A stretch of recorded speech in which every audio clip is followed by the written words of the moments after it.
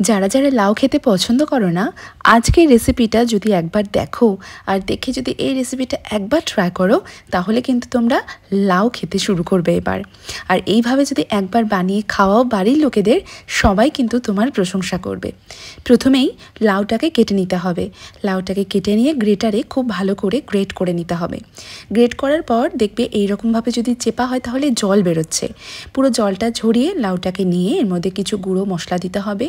নুন, হলুদ, জিরে গুঁড়ো, ধনে গুঁড়ো, গরম মশলা গুঁড়ো, লঙ্কা গুঁড়ো, একটুখানি চিনি আর তার সাথে দিতে হবে বেসন। খুব ভালো করে মেখে একটা কড়াইতে তেল গরম করে বলের আকারে ছোট ছোট করে ভেজে নিতে হবে কোপ্তা। কোপ্তাগুলো এপিট ওপিট লাল করে ভাজা হয়ে গেলে এরপর একটা গ্রেভি তৈরি করে নিতে হবে। গোটা গরম মশলা, জিরে, শুকনো লঙ্কা, তেজপাতা ফোড়ন দিয়ে, কুচনো টমেটো দিয়ে একটুখানি কষিয়ে, নুন দিয়ে আরও একটু কষিয়ে আদা বাটা দিতে হবে।